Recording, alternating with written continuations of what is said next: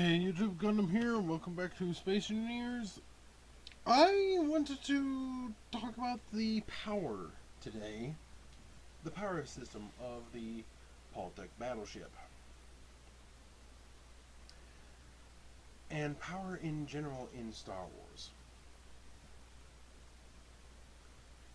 If you take a look at Wikipedia.com, you take a look at the Venator, it's the one that shows it, it says the Venator uses 40,000 tons of hypermatter every single second. And that 40,000 tons gets you 3.6 times 10 to the 27th power. Yeah, that's in watts. Now, someone a while ago figured out how many watts of power is in 1 megaton. And well, so when you convert it all down, 40,000 tons per second equals 3.6 times 10 to the 27. Convert 40,000 to 80 million, divide that down into 1, and you get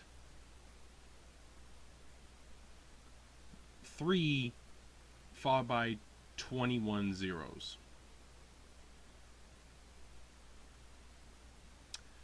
What happens if you convert a pound of antimatter into that same formula using watts? You get 8 followed by 15 zeros. Meaning, if you do the math,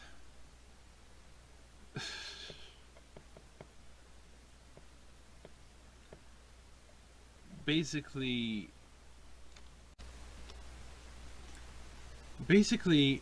a single pound of hypermatter is supposed to have as much energy as roughly 375,000 pounds of antimatter.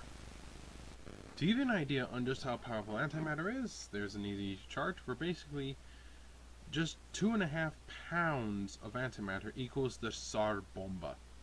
A pound is about 20 megatons. Yeah. Also, the evidence in Star Wars doesn't really seem to make much sense. Ships exploding in Star Wars. In the Empire, with the Empire going up against the Rebel Alliance at the Battle of Endor, you take a look and you see an Imperial Star Destroyer explode in the background. Yeah, the explosion more than engulfs the whole ship, but it just barely more than engulfs the whole ship.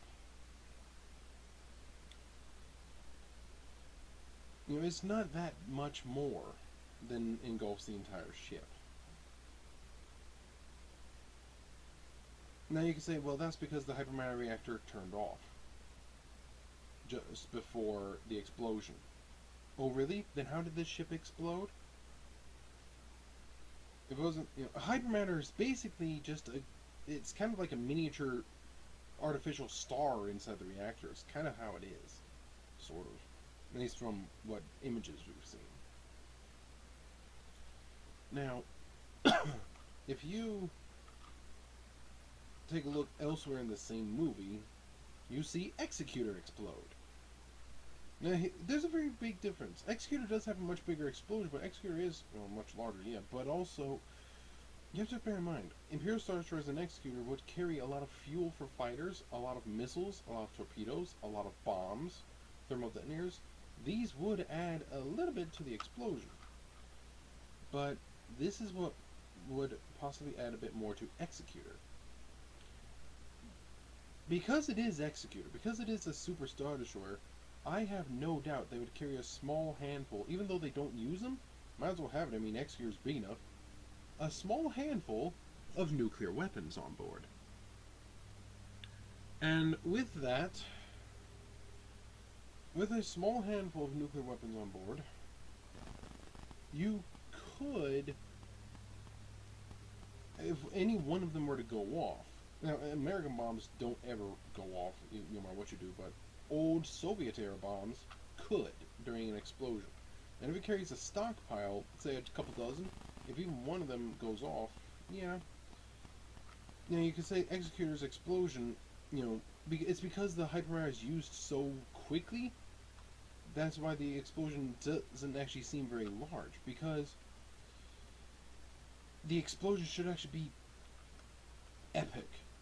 A Sara Bomba, about 2.5 pounds of antimatter.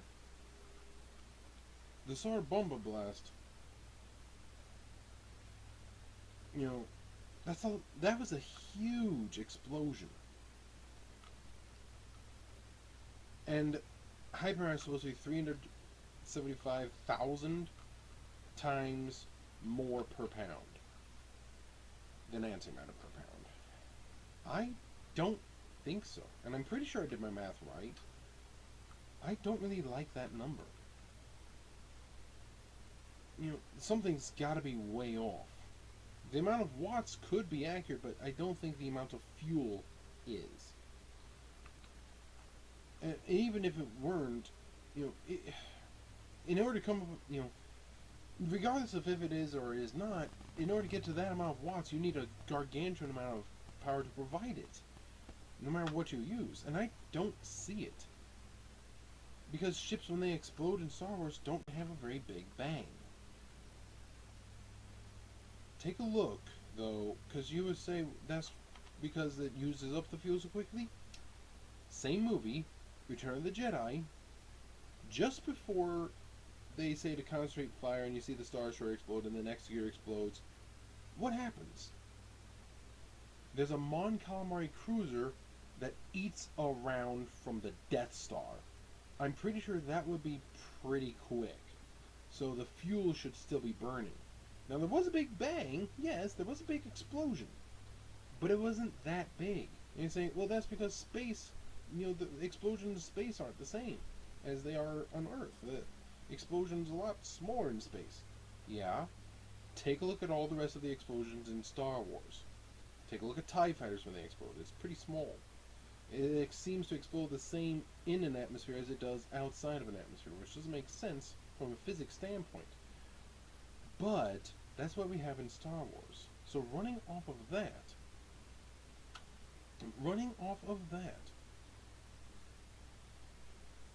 we see that Mon Calamari cruiser explode so quickly.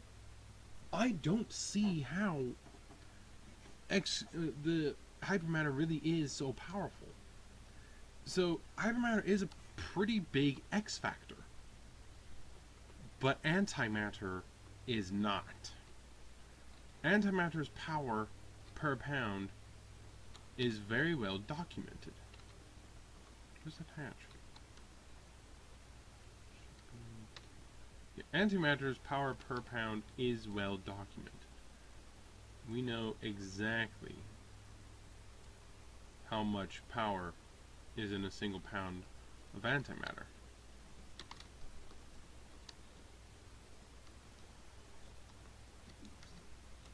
So we can quite easily control power. We can quite easily that's making me sick. Calculate out how much power how much antimatter you would need in order to do anything.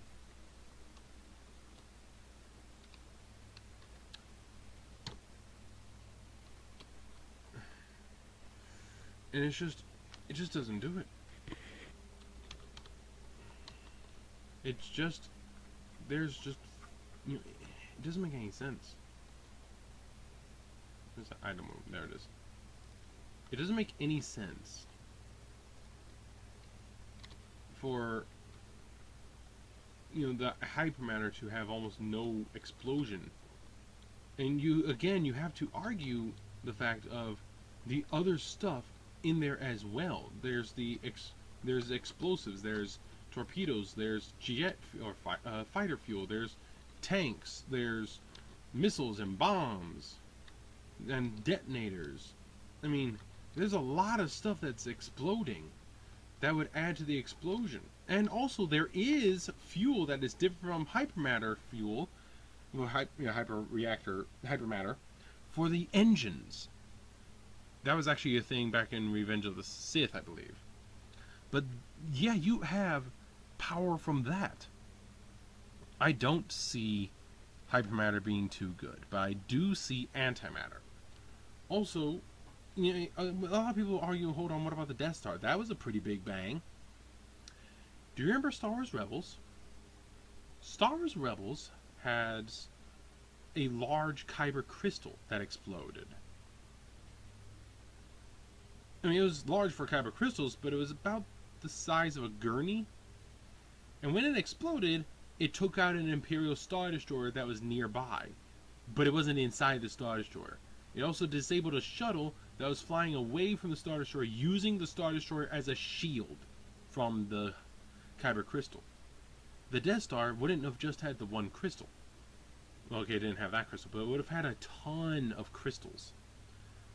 That, I believe, is where the Death Stars blew up from.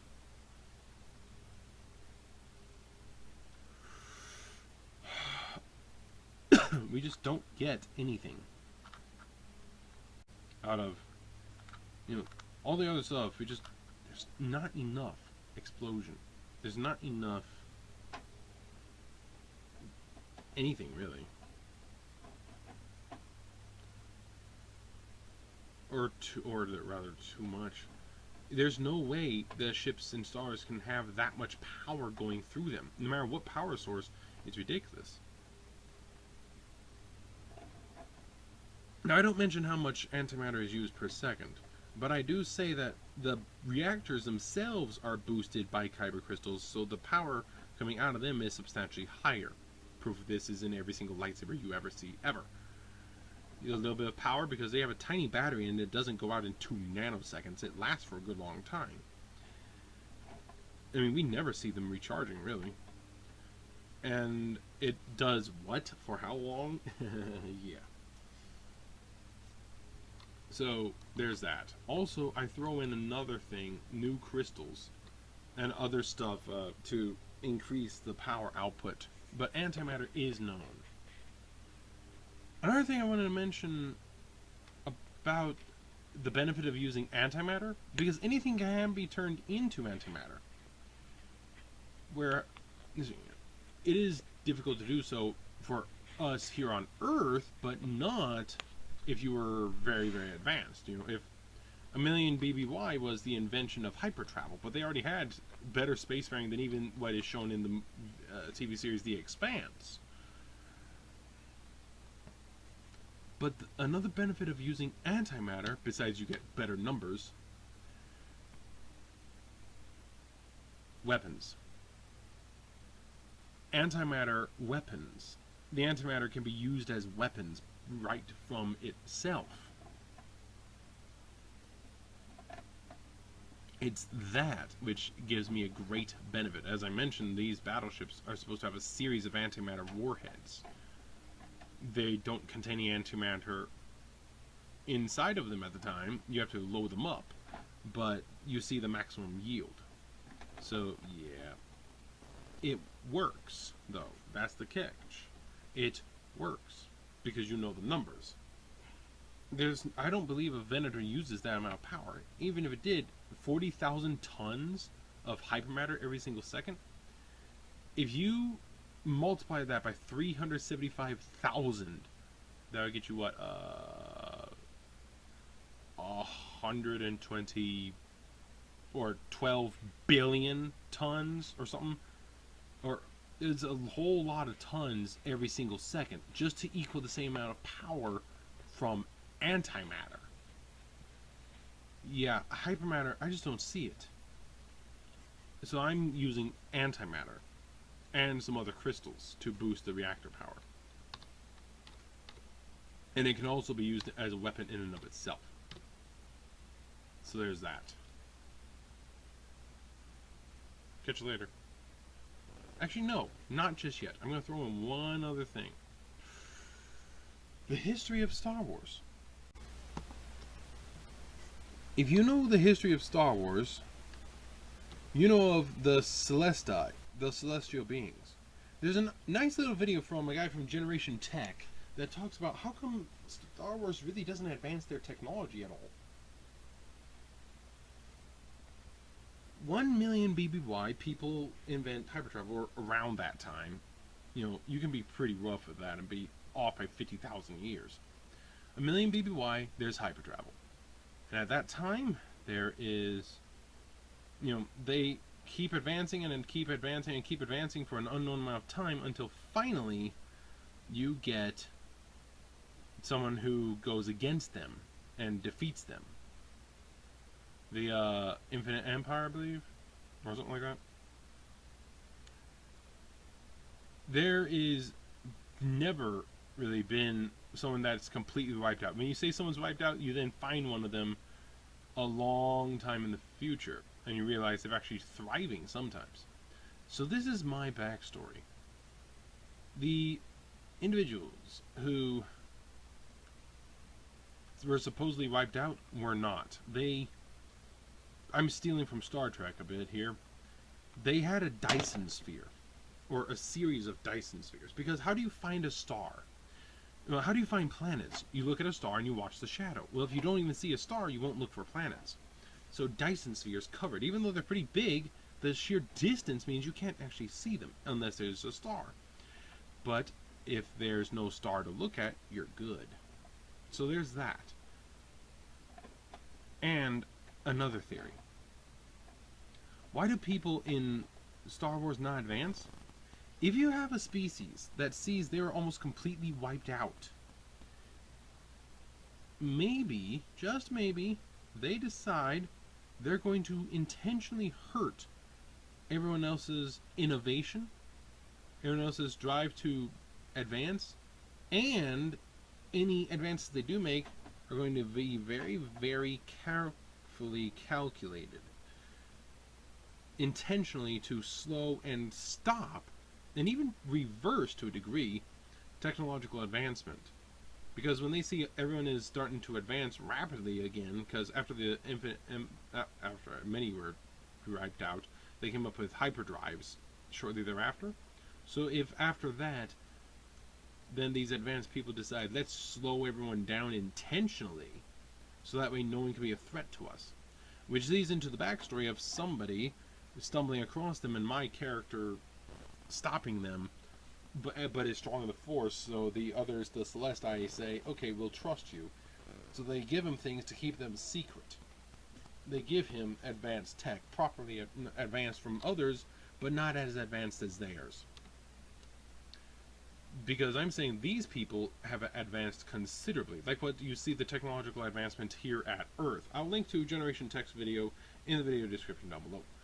But yeah, I would say definitely this, you know, it would make some sense if those that were wiped out were not wiped out and decided to protect themselves by intentionally unadvancing others. When they see they're advancing, they get rid of innovation, they get rid of the drive to advance, and they intentionally slow everyone else down.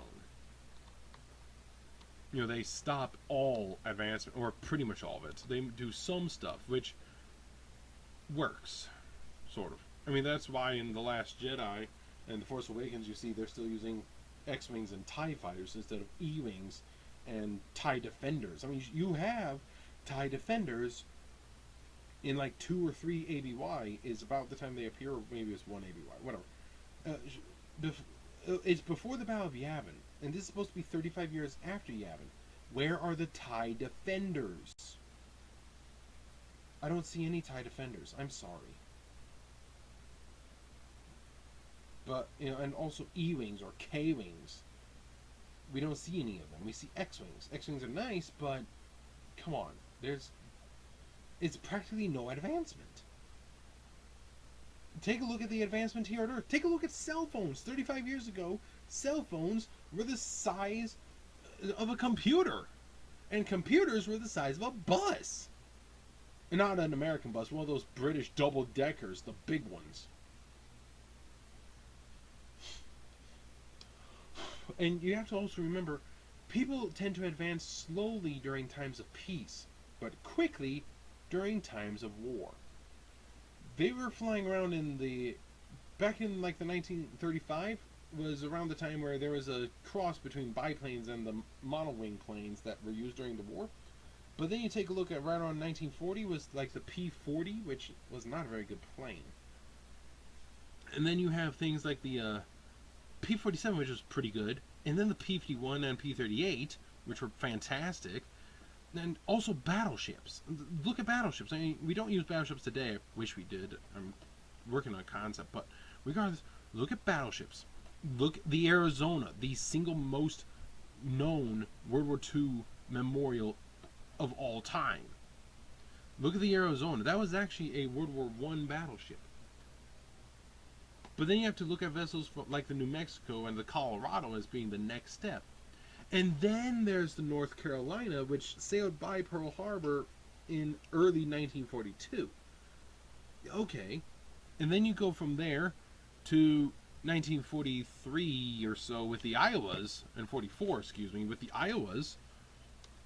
And aircraft carriers were basically thought of as nothing, and then they advanced, and then they advanced some more, and then you get the Kitty Hawk class for like Nam, or early Nam, and then you get the Nimitz, and finally you get the Ford.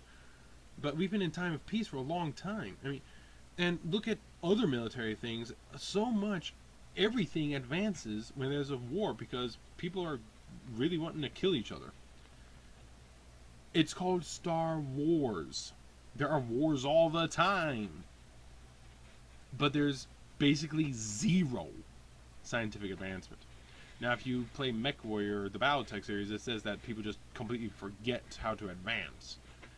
I don't buy that. You know, or people revert in technology. Again, I don't buy it. But if you have an advanced species that are afraid of being wiped out, and they're intentionally hurting others, now that can work. That is more believable than people just don't advance, especially during a time of war. You take a look at the Harrower from Star Wars: The Old Republic, the MMORPG. The Harrower Dreadnought was actually quite comparable to an Imperial Star Destroyer, but the Imperial is thousands of years advanced. The Hammerhead Cruiser and the Hammerhead Corvette are basically identical, except for one substantially smaller, and it's thousands of years different. Turbo lasers don't seem to do much more damage at all. Nothing seems to do much more damage at all. Oh, and as for the Hyper Ram, the Hyper Cruise Ram, Hyper Cruise Ram, whatever, that from The Last Jedi, where Admiral Purplehair goes against the Supremacy, why don't people use that? Well, how come people don't just use nukes whenever they feel like it? Because someone else is threatening them? Also, because there are laws of war. We have the Geneva Convention. I imagine there'd be something like that in Star Wars, where, you know, the First Order is kind of like the Nazis, and even the Nazis didn't dare use chemical weapons or biochemical weapons again. So there's that. But yeah, I mean, there are constant wars, and ships and everything are barely advancing. We hear that the First Order's battle cruisers, the Resurgence, are really advanced. I don't see it. How can a single TIE fighter, even with Poe Dameron in control, a TIE fighter does so well against the one of those battle cruisers? It just doesn't make sense. So, I'm trying to make it make sense by saying that the people who were wiped out were not wiped out. They're hiding and intentionally slowing everyone else down. And this thing is powered by antimatter, because it's actually a known number. Oh, and kyber crystals. But it's a known number, and it's can be used as a weapon. Some of these guns are still moving. So yeah. That's what I'm saying. So that way, you know, I want to make Star Wars make sense. I want to make myself make sense. Give me enough time to explain it, and I will. Just interrupt me or something, and it doesn't work. So yeah, but that should be fine. So that's why antimatter, why power, and also the history. I'll link Generation Tech's video down below. Catch you later.